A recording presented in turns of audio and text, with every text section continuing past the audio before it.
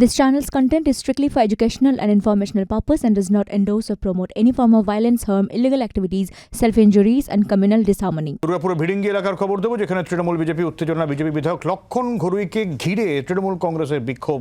বিজেপির পোলিং এজেন্টকে বুথে ঢুকতে বাধা দেওয়ার অভিযোগ।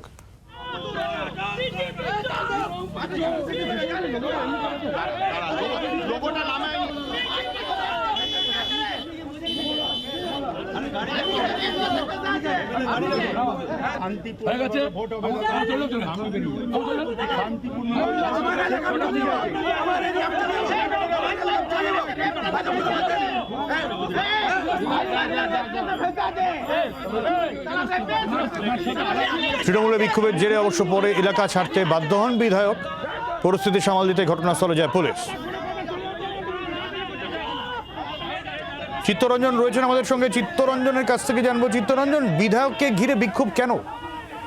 দেখো, যেটা হয়েছে সব্যসাচী, যে এই 277 88 নম্বর বুথ ভিরিঙ্গি হাই স্কুলের সামনে, সেখানে বিজেপি যে বুথ এজেন্ট ছিল তাকে বসতে দেওয়া হয়নি বলে অভিযোগ পায় দুর্গাপুর পশ্চিমের বিধায়ক, বিজেপি বিধায়ক লক্ষণ ঘরুই।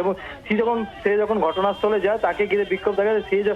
সেই এলাকার ভোটার নয়, সে কি কারণে এসছে এবং তাকে ঘিরে বিক্ষোভ দেখাতে শুরু করে এই এলাকার যারা তৃণমূল কর্মী। এবং সে তখন ঘটনাস্থলে পুলিশ আছে এবং সে বলে যে এখানে তাদের যে বিজেপি এজেন্ট আছে তাকে বসতে দেওয়া হয়নি। কিন্তু তারপরে দেখা যায় সেই বিজেপি কর্মী সেই জায়গায় বসে এবং তারপর পুলিশকে ঘিরে একটা তৃণমূল এবং বিজেপির মধ্যে ধস্তাধস্তি চলে। মাঝখানে পুলিশ একটা সমস্যার সমাধান মেটে। এখন পরিস্থিতি শান্ত আছে। তবে লক্ষণ ঘরুইয়ের বক্তব্য হচ্ছে যে তাদের কর্মীকে, এজেন্টকে বসতে দেওয়া হয়নি বলেই তিনি সেখানে গেছিলেন, অন্য কোনো উদ্দেশ্য নয়। এবং এখন শান্তিপূর্ণ ভোট হচ্ছে। তৃণমূল কর্মীদের বক্তব্য হচ্ছে তিনি কেন সেই এলাকায় যাবেন, সেখানে ভোটার নয় বলে।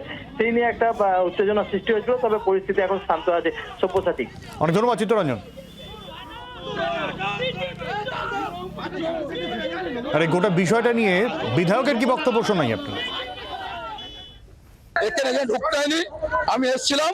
আলপনা মুখার্জি, রাহুল সায়নি বের করে দেওয়া হয়েছিল, এখন ঢুকেছে। শান্তিপূর্ণ ভোট হোক, শান্তিপূর্ণ ভোট হোক।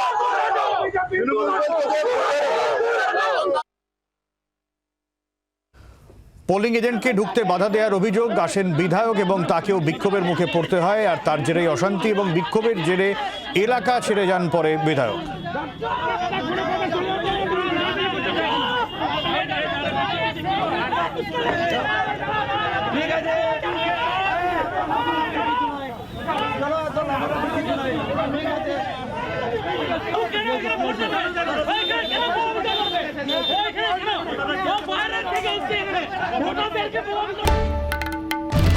বাংলার আওয়াজ, বাঙালির আবেগ, জি 24 ঘন্টা।